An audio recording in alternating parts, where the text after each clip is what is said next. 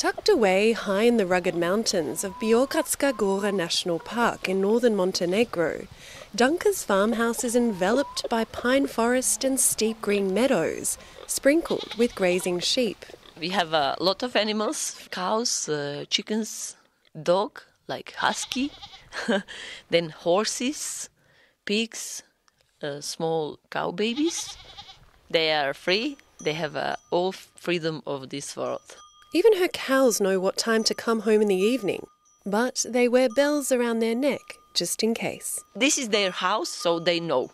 So if cows go in the morning at 9, they came at 7.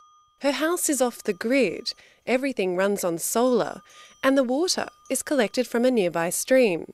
But what's really special about Danka's place is the so-called katuns, centuries-old temporary settlements once used by nomadic herders. Tourists like to sleep there.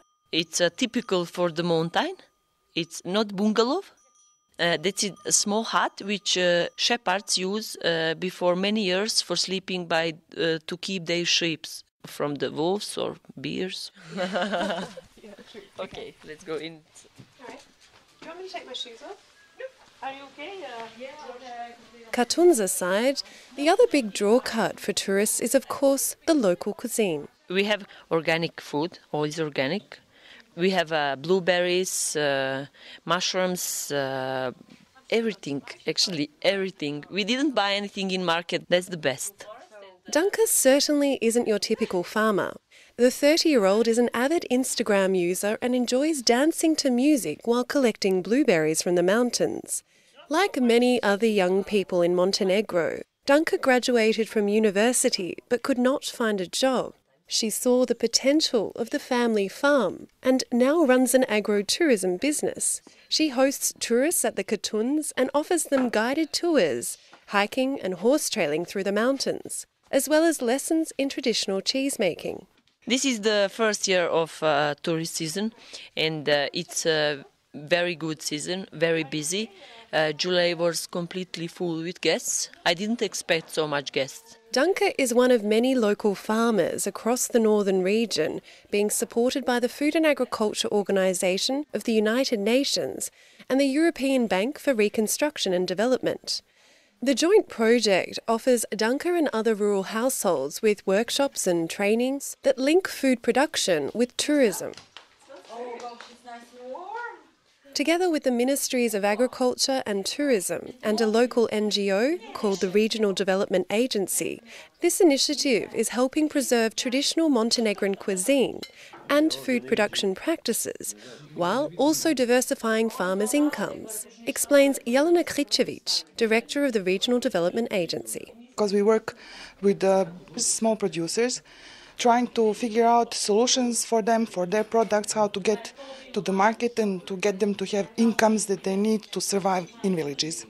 In Montenegro, smallholder farmers rely on traditional agricultural practices for their livelihoods, which means a poor blueberry harvest or honey season can have detrimental impacts on rural households.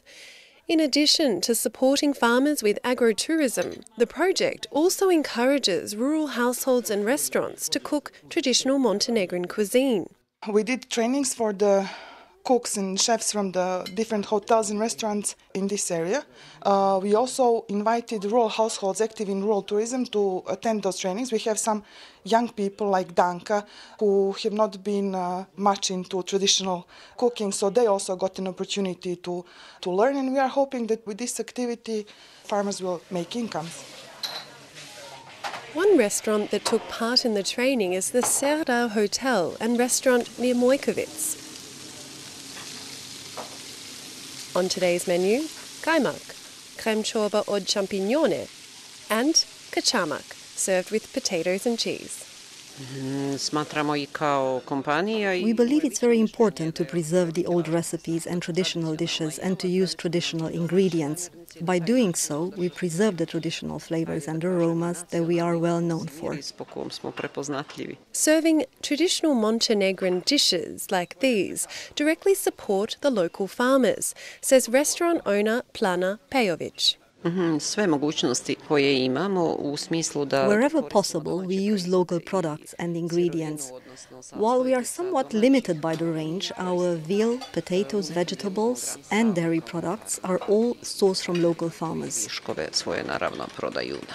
The restaurant sells products from local farms like blueberry juice and honey as souvenirs for tourists. The majority of our customers come from abroad. They are Russians, French, German and Czech. Back in the mountains, as the sun sets and the cows return home, Danka and Agnieszka, a tourist from Poland, descend from the hills above. So how many kilometers did you do? We've done 16 kilometers today, and total time 6 hours. It was amazing. It was really, really nice. What was the highlight? The top of the mountain, of course, the Black Head. It's really, really nice. It's gorgeous. And a chat with Danka, of course, on the way. My life changed a lot. I have maybe to work harder, but it's very nice because you meet different people, and you can also earn money. You have that job, it's sure, and just I'm happy because I'm doing this, and that changed everything.